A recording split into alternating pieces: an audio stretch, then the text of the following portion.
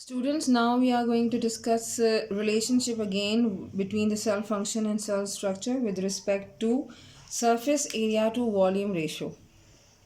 Surface area to volume ratio. Surface area to volume ratio can be best understood by this example. An example is root hair cells.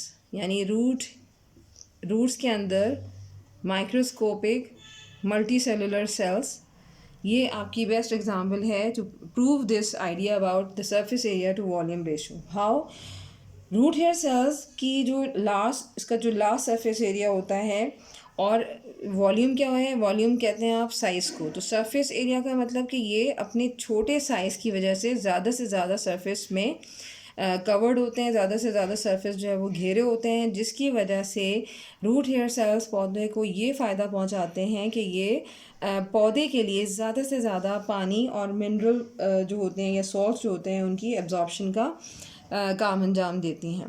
तो ये root hair sales कहाँ हैं, किस तरीके से मौजूद होते हैं. तो सपोज़ कि मैं इसके लिए डायग्राम ड्रॉ करती हूँ. सपोज़ कि ये प्राइमरी रूट है and along with this primary root many branches of primary root emerge or arise, and these branches are given the name secondary root. Then ये जो secondary roots होती हैं इनसे further छोटी छोटी और branches निकलती हैं जिनको हम tertiary roots कहते हैं. तो there are 3 types of roots a plant has, यानी plant के अंदर ये 3 तरह की जो है वो roots पाई जाती हैं: primary root, secondary root and the tertiary root.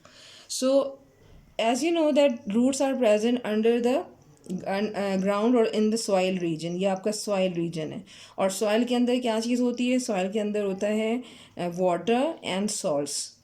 तो पौधे को मकसद ये होता है कि पौधे की जो रूट्स हैं वो ज़मीन के अंदर क्यों होती हैं, क्योंकि ये सॉइल से वाटर और सॉल्ट्स को जस्ट कर सकें. इस जस्ट करने का जो या एब्जॉर्प्शन का जो प्रोसेस है, इसको क्या चीज़ जो है वो अकम्प्लिश करती है, ये रूट्स अकम्प्लिश, यानी रूट्स इस काम को मुकम्मल अंजाम देती हैं. अब रूट्स के अंदर जो हैं वो क्या होती हैं, छोटे छोटे इस तरह के जड़ बाल होते हैं, रूट हेयर. जड़ बाल से क्या मुराद है, छोटे छोटे इनके ऊपर हर रूट, चाहे वो प्राइमरी हो सेकेंडरी हो, इस पर छोटी छोटी इस तरह से हेयर लाइक स्ट्रक्चर्स होते हैं जिनको हम रूट हेयर कहते हैं. Root hair. ये रूट हेयर्स क्या करती हैं, ऑब्वियसली ये रूट हेयर सेल जो है वो रूट हेयर, यानी रूट सिर्फ रूट हेयर की हम बात करें तो ये रूट हेयर एक्चुअली, अगर एक रूट हेयर हम ऐसे ले लेते हैं जैसे ये रूट हेयर है, तो रूट हेयर जो है वो उसके डिफरेंट जो है छोटे छोटे इसके अंदर सेल्स होते हैं जिनको हम बेसिकली हम कहते हैं कि मल्टी सेलुलर रूट हेयर. लेकिन ये सेल्स क्या होते हैं, ये माइक्रोस्कोपिक होते हैं, यानी ये हमें आँखों से नज़र नहीं आते. तो पूरी रूट हेयर सेल्स पर मुश्तमिल होती हैं और छोटे साइज़ की वजह से, यानी इनका वॉल्यूम कम होता है लेकिन छोटे साइज़ की वजह से ये पूरे रूट के अंदर या रूट हेयर्स के अंदर डिस्ट्रीब्यूटेड होती हैं. ज़्यादा से ज़्यादा रूट की जगह, रूट हेयर की जो जगह होती है वो घेर लेते हैं. तो ये सेल्स क्या कहलाते हैं, ये कहलाते हैं root hair cells. Root hair cells. So root hair cells का मेन काम कि वॉल्यूम कम, यानी हमने इस टॉपिक को डिस्कस कर रहे हैं हम, सरफेस एरिया टू वॉल्यूम, यानी सरफेस एरिया इनका क्या होता है, लार्ज सरफेस एरिया होता है. What is the meaning of large surface area, कि छोटी जगह यानी छोटा साइज़ होने की वजह से ये ज़्यादा से ज़्यादा जगह घेरते हैं. और इनका वॉल्यूम क्या होता है, इनका वॉल्यूम जो है वो स्मॉल होता है. स्मॉल हैविंग स्मॉल वॉल्यूम, छोटे वॉल्यूम यानी कम साइज़ की बदौलत एडवांटेज इनको ये होता है कि इनका सरफेस एरिया ज़्यादा हो जाता है.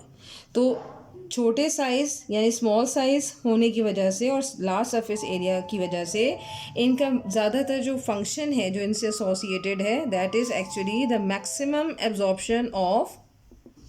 ये क्या करती हैं, ये पौधे के लिए maximum absorption of water and salts. Water and salts, ये इनका मेन फंक्शन होता है due to this specific size and और सरफेस एरिया टू वॉल्यूम। तो स्पेसिफिक साइज से मुराद ये कि इनका साइज़ छोटा, लेकिन जगह घेरने की जो सलाहियत है इनके छोटे साइज़ की वजह से वो ज़्यादा होती है, इसलिए वो ज़मीन के अंदर बहुत दूर दूर तक जहाँ जहाँ वाटर और सॉल्ट अवेलेबल होता है वहाँ से मैक्सिमम यानी ज़्यादा से ज़्यादा पौधे के लिए एब्जॉर्ब करती हैं।